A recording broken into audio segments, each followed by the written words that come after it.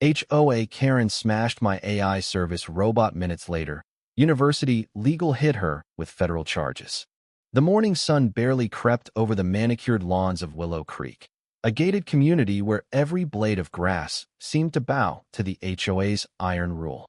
I was halfway through my coffee, staring out my kitchen window, when I saw her Karen Whitlock, the HOA president, storming across my front yard like a general marching into battle.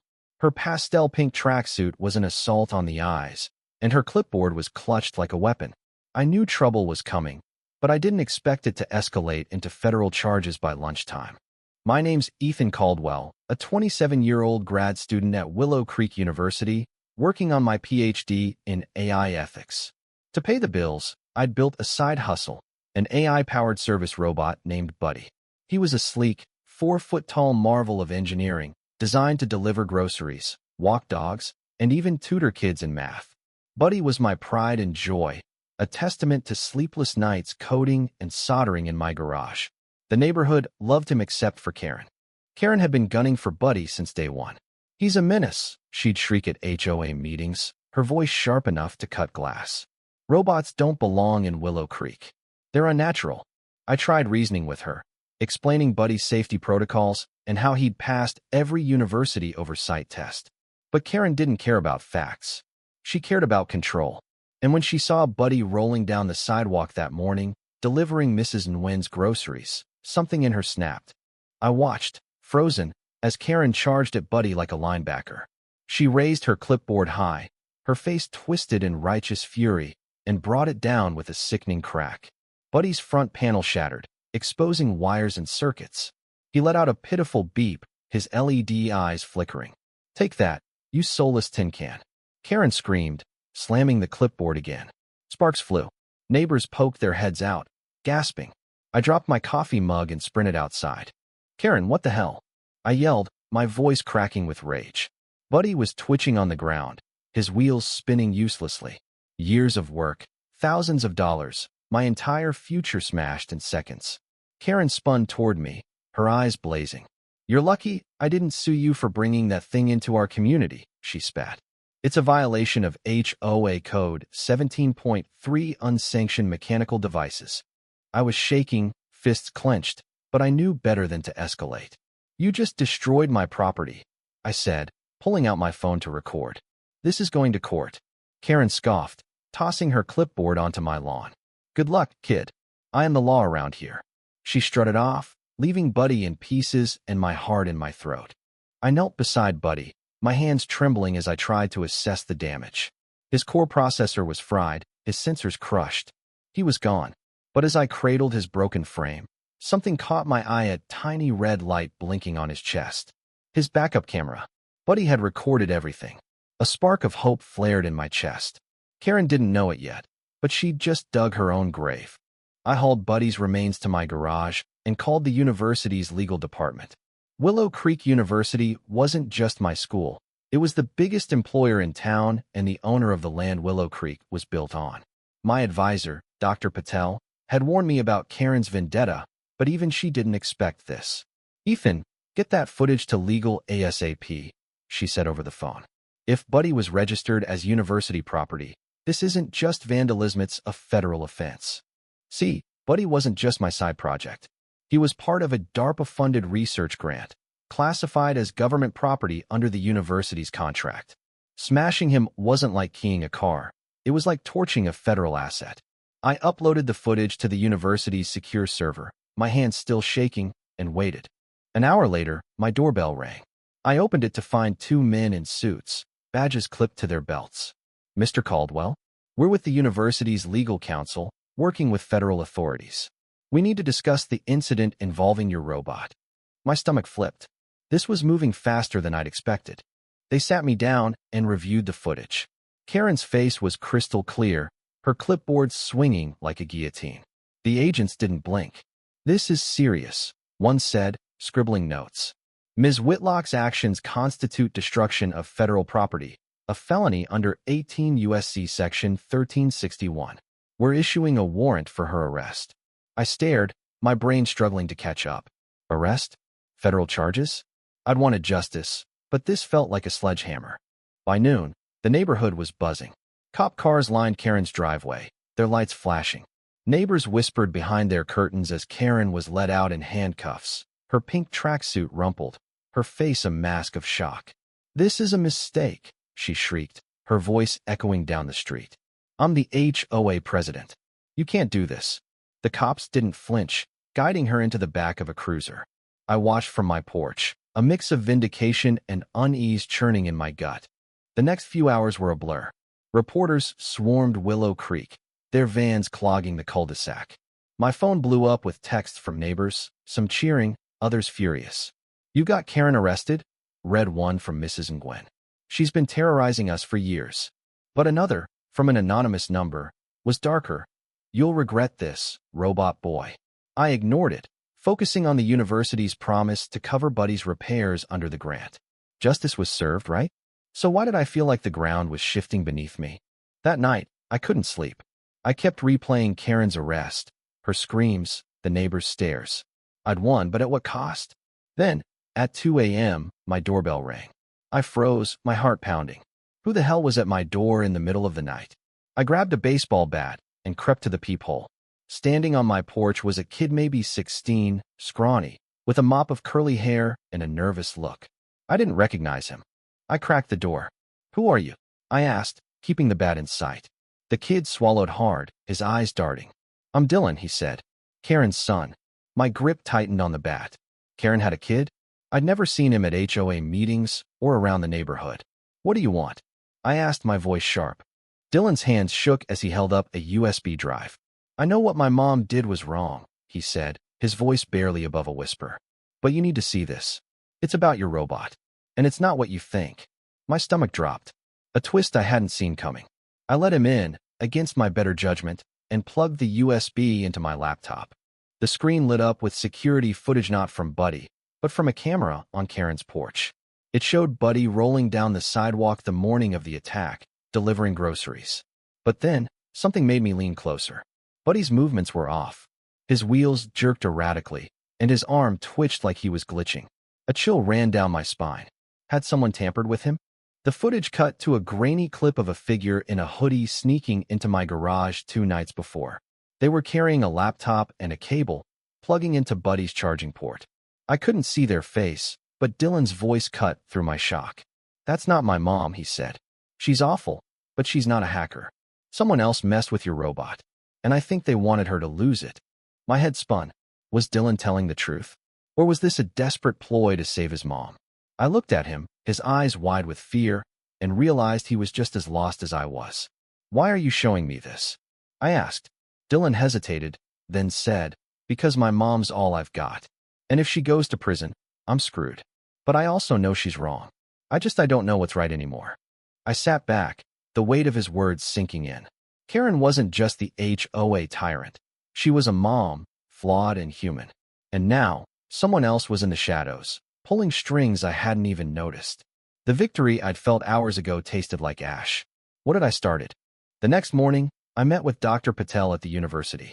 I showed her Dylan's footage, expecting her to dismiss it as a fake. Instead, her face darkened. "Ethan," she said, "this changes everything. If Buddy was compromised, it's not just about Karen anymore. Someone targeted your project and maybe the university's research." She paused, then added, "And I think I know who." She pulled up a file on her computer, a dossier on a former grad student named Marcus Reed. He'd been kicked out of the AI program last year for ethics violations trying to sell proprietary code to a rival company. Marcus had sworn revenge on the university, and he'd been spotted in town last week. My blood ran cold. Had Marcus hacked Buddy to frame Karen, knowing her temper would do the rest? Dr. Patel called the feds, and I spent the day answering questions, my mind racing. If Marcus was behind this, Karen was a pawn, not a mastermind. But the charges against her were already filed, and the media was eating it up. HOA Karen faces 7 years for robot rampage, blared one headline. The truth was messy, but would anyone care? By evening, I was back home, staring at Buddy's broken frame in my garage. Dylan's words echoed in my head. "I don't know what's right anymore." I'd wanted justice, but now I was tangled in a web of lies, revenge, and collateral damage. Karen's life was unraveling, Dylan was caught in the crossfire, and Marcuse, if he was guilty, was still out there. I'd won the battle, but the war was just beginning. And then my phone buzzed with a new email. No sender, just a single line. "You're next, robot boy." Attached was a photo of me, taken through my kitchen window that morning. My heart stopped. This wasn't over. Not by a long shot. The email's words burned into my retinas. "You're next, robot boy." The photo of me through my kitchen window felt like a punch to the gut. I double-checked every lock in my house, my hands shaking as I pulled the curtains tight. Willow Creek, once a sleepy haven of picket fences, now felt like a trap. Marcus Reeder, whoever was behind this, was watching me, and I had no idea what they wanted. The next morning, I met Dr. Patel at the university's AI lab, a fortress of glass and steel where Buddy had been born. She'd pulled strings to get campus security involved, and 2 officers were reviewing Dylan's footage on a monitor. "We've got a lead on Marcus," Dr. Patel said, her voice low. "He's been posting cryptic rants on X about corporate AI theft. We think he's holed up in a motel outside town." I nodded, but my mind was elsewhere. If Marcus had hacked Buddy, why frame Karen? And why threaten me now? The officers suggested I lay low, but I couldn't. Buddy's wreckage was a constant reminder of how fast things had spiraled. I spent the day digging through Buddy's backup logs, searching for traces of Marcus's hack. Around noon, I found a backdoor in Buddy's firmware, installed 2 days before Karen's meltdown. It was subtle, designed to make Buddy's movements erratic, enough to push someone like Karen over the edge. The code was signed with a digital signature, MR3. Marcus Reed, no doubt. I forwarded the evidence to the feds, but my relief was short-lived. That afternoon, Karen was released on bail, and the neighborhood erupted. Half the residents saw her as a martyr, a stand against soulless tech. The other half wanted her head. I stayed off X, where hashtags like Justice for Buddy and Karen the Killer were trending. But I couldn't avoid the real world. As I grabbed my mail, Mrs. Nguyen cornered me. "Ethan, you're tearing this community apart," she hissed. "Karen's a bully, but prison? For a robot." I mumbled an apology, but her words stung. Was I the villain here? That night, Dylan showed up again, looking like he hadn't slept. "Mom's losing it," he said, slumping onto my couch. "She thinks you're behind everything, the feds, the media, all of it." I sighed, rubbing my temples. "Dylan, I didn't want this. But someone hacked Buddy to make your mom snap. I think it's a guy named Marcus." Dylan's eyes widened. "Wait, Marcus? Tall, kinda sketchy, always in a hoodie?" I nodded, my pulse quickening. "You know him?" Dylan hesitated, then spilled. "He came by our house a week ago.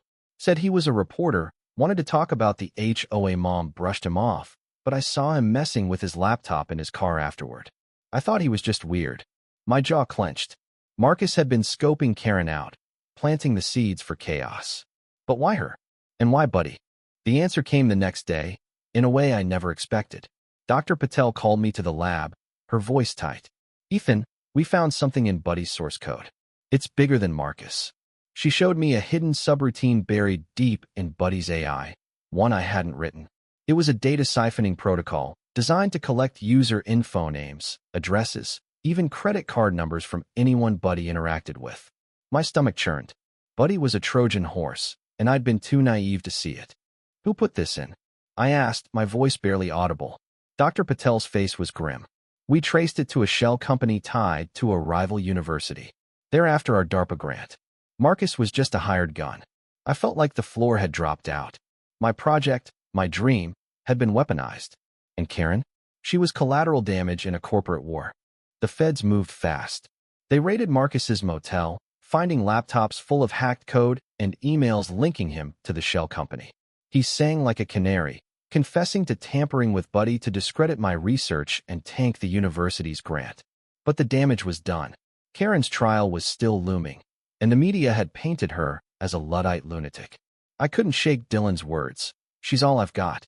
I'd started this by pointing the finger at her. Now I had to fix it. I went to Karen's house, my heart pounding. She answered the door, her face haggard, her pink tracksuit swapped for a faded robe. "What do you want?" she snapped, but her voice lacked its usual venom. I took a deep breath. "Karen, I know about Marcus. He set you up. I'm going to the feds to clear your name." Her eyes narrowed, searching mine for a lie. "Why would you help me?" she asked. I swallowed hard. Because I know what it's like to lose everything. And your son doesn't deserve to lose you. Karen didn't say thank you. She just nodded, her lips trembling, and shut the door. I didn't need her gratitude. I needed to make this right. The next week was a whirlwind. I testified to the feds, laying out Marcus's hack and the rival university's scheme. The charges against Karen were dropped, replaced with a misdemeanor for property damage. She'd still face fines, but no prison. The neighborhood was split. Some called me a hero, others a traitor. X was a mess of hot takes, with one post summing it up. Kid saves HOA Karen after she smashed his bot. Hero or doormat? I didn't care. I was done with the noise. But the story wasn't over. The rival university's sabotage exposed a deeper rot in the AI world. Corporations and academics clawing for power, ethics be damned. My research was tainted, and Buddy's remains were locked in an evidence room. I quit the PhD program, unable to stomach the game anymore. Dr. Patel tried to talk me out of it, but I was done. I moved out of Willow Creek, trading manicured lawns for a cramped city apartment. Dylan sent me a text a month later. Mom's trying. Thanks. It was enough. Then, on a rainy night 6 months later, I got a package. No return address, just a USB drive and a note. You didn't deserve this. I plugged it in, my hands shaking. It was Buddy's full backup, every line of code, every memory, untouched by Marcus's hack. Someone had saved him. But who? Dr. Patel? Dylan? Or someone else, watching from the shadows? I fired up my laptop and started rebuilding Buddy, line by line. It was slow, painful, but it felt like coming home. As his LED eyes flickered back to life, I smiled for the first time in months. But the joy was bittersweet. Karen was free, but her rage had cost her the HOA presidency and her reputation. Dylan was starting college, but he'd never forget the night his mom was cuffed. And me? I'd lost my innocence, my trust in the system. The world kept turning, but we were all scarred. The real kicker came a year later. I was at a tech conference, demoing the new Buddy, when I saw her, Karen, in the crowd, her hair grayer, her eyes softer. She didn't approach, just watched, her expression unreadable. As I packed up, a conference organizer handed me a note. It was from her. I was wrong. But so were you. Keep that thing on a leash. I laughed, a hollow sound. She was still Karen, but maybe she'd learned something. Or maybe not. The story ends here, but the questions don't. Was I right to fight for Karen's freedom, knowing her hate started it all? Was Marcus the real villain, or just a pawn in a bigger game? And what about Buddy, hero, victim, or something else? I don't have answers. All I know is life's messy, and justice is messy, eh? So what do you think? Was I a fool for forgiving, or was it the only way forward? Share your thoughts. I am listening.